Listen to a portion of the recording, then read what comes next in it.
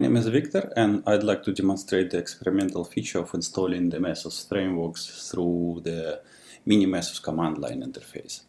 So let me start the Mini Mesos cluster.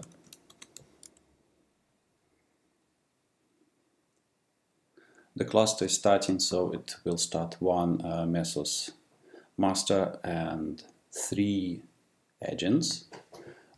The addresses of the master are being reported to the screen. So let me show what's available over there. And the Marathon 2.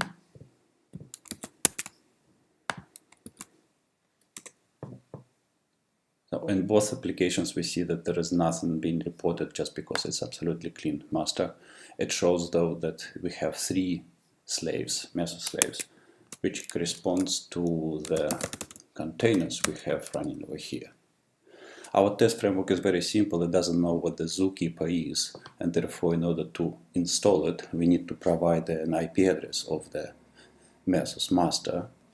That's why I need to inspect this container.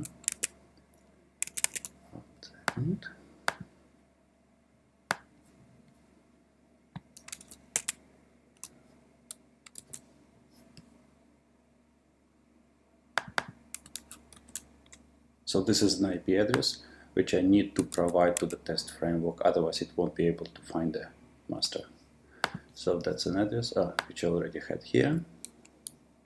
So the file you're looking at this is just a JSON file, standard Marathon JSON file for a task.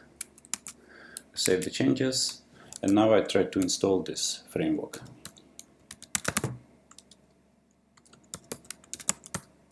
So Mini Mesos install, and then I will provide the path to the JSON file.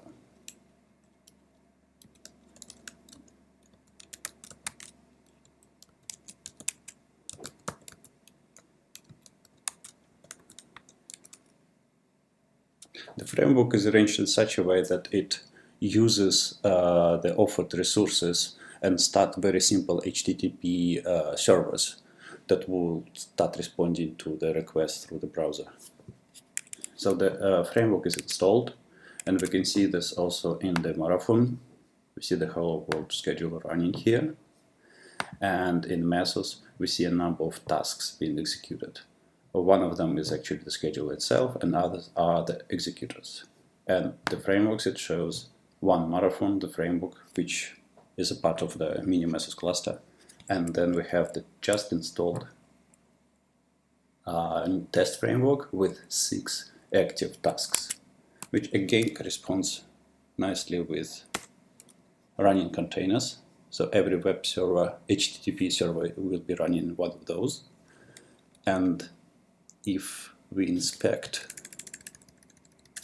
one of the running executors, we have an address, and I can use this address to open the application. So it's just the beginning of this feature. A few things has to be sorted out, but it just proves that it's possible to install the frameworks through the command line interface.